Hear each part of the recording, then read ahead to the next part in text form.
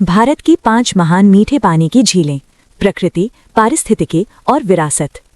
भारत की भौगोलिक विविधता केवल पर्वतों और नदियों तक सीमित नहीं है।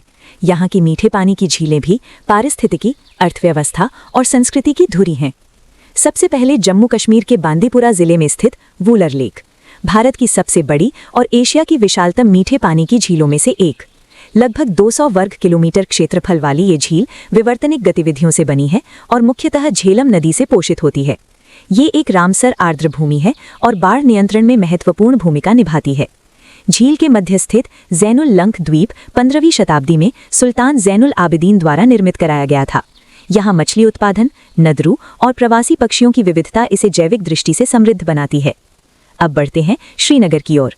डल लेक, जिसे कश्मीर का ताज कहा जाता है, लगभग 18 वर्ग किलोमीटर में फैली ये शहरी झील शिकारा, हाउस बोट और मुगल गार्डनों, निशात और शालीमार के लिए प्रसिद्ध है।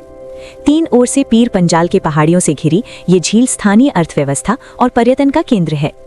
पूर्वोत्तर भारत में मणिपुर के मोइरांग के पास स्थित है लोकटक लेक, अपनी अनोखी फुमड़ी यानी तैरते द्वीपों के लिए प्रसिद्ध है। ये 1990 से रामसर स्थल है और वर्षा ऋतु में इसका क्षेत्रफल 250 से 500 वर्ग किलोमीटर तक बदलता रहता है। यहीं स्थित है विश्व का एकमात्र तैरता राष्ट्रीय उद्यान कीबुल लामजाओ नेशनल पार्क, जो दुर्लभ संगाई हिरण का अंतिम प्राकृतिक आवास है। दक्षिण भारत में केरल की जीवन रेखा कही जाने वाली वेम्बनाड लेक, लगभग 96.5 किलोमीटर लंबी, भारत की सबसे लंबी झील है।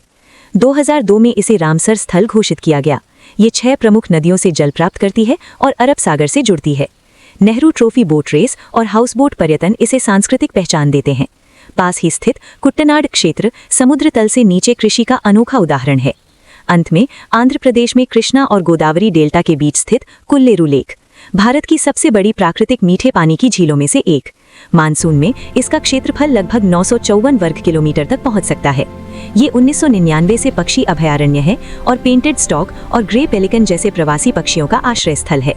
ये प्राकृतिक बाढ़ नियंत्रण प्रणाली के रूप में कार्य करती है, हालांकि अतिक्रमण और प्रदूषण जैसी चुनौतियों का सामना कर रही है। इन 5 झीलों की कहानी केवल जल की नहीं, ये भारत की पारिस्थितिक संतुलन, जैव विविधता और सांस्कृतिक विरासत की कहानी है। इन्हें समझना और संरक्षित रखना हमारे भविष्य की सुरक्षा है।